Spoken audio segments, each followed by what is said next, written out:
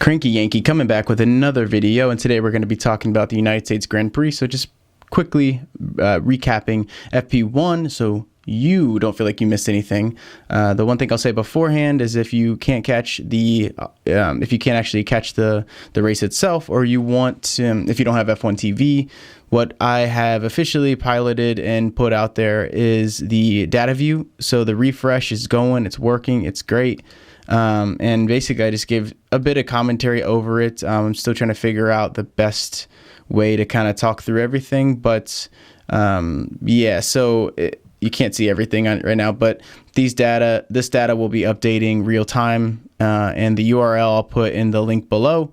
But it gives you up-to-date time. I've been talking about this for a while, and it's here. It's almost surreal, but it's here. All this data updates a little bit quicker than F1 actually, and then these cars will move a little bit more smooth in the race, but because the gap time's it's like, you guys know how it works. The gap time's a lot closer in practice and qualifying than it is in the race itself, because obviously dirty air, slipstream, blah, blah, blah, track positioning.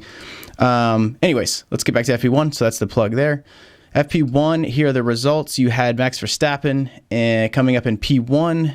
And actually, Albon had a really good showing in P3, split by Vettel's Ferrari at P2 at a 134.226. So those three are pretty tightly grouped. And then you've got Pierre Gasly in P4, Daniel Ricciardo in P5. And so just to remind you, the 2020 Pirelli compounds are being tested by some of the drivers. Hamilton in particular was running a really heavy testing program. Leclerc had a not a gearbox issue. He had a throttle pedal issue. Roman just looked flat out good. But you know, the Haas tend to occasionally, depending on the circuit, and especially these mid-level circuits, look pretty good on one lap. And then when obviously the race pace drops off a cliff. But so you've got two of the Haas drivers in the top 10, Lance Stroll in P9. His car just looks all around pretty good. Carlos Sainz had a pretty nasty spin. I tried to upload it once, it didn't work. I think I just tried to do it too soon and they won't let me, of course. So I'll try to get that to you guys. I'll give it one more go.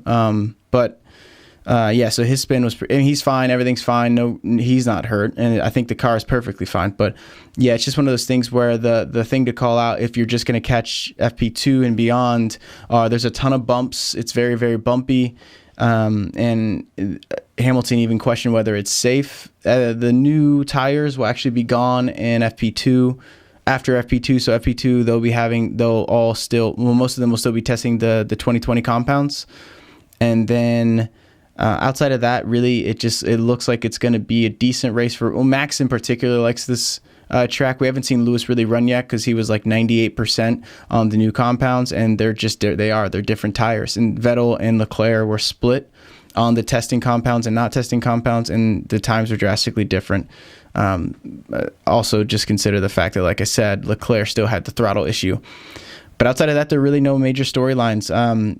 The thing to call out again also is the fact that at turn 19 and turn 9, those are the two turns to remember. Turn 19 is a severely strict track limit turn.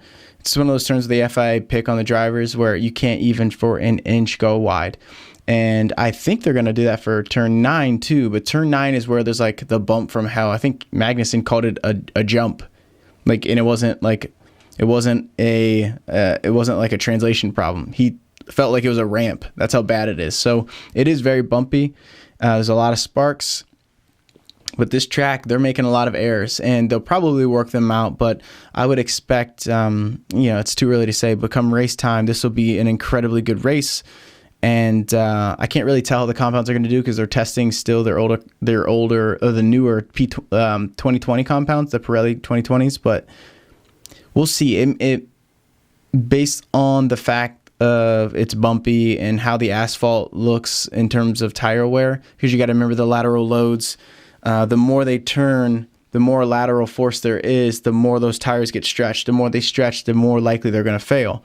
So I don't know if the hard compound is going to be as easy as it was in Mexico, and as easy as I kind of thought it was going to be going in after seeing some of these times drop the more they ran. So you can see like 26 laps, 22 laps, 31 laps, those start to add up. So, but again, some of these are just on the 2020, so they have to give them back anyway. So I'll keep you in the loop. Nothing crazy.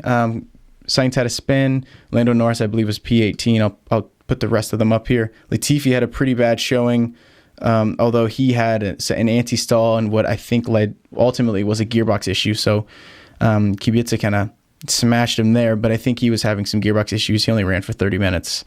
And there's nothing really to say outside of that. Everyone else is kind of testing, or they didn't really get a good lap time, and it was pretty cold, so I expect the track temperature to jump up quite a bit. So I'll leave it there. Nice and short. There are the results, and if you guys have any questions or any comments, or like, do you have any thoughts, leave them below. But I'll be bringing you FP2 here soon. Thanks, guys.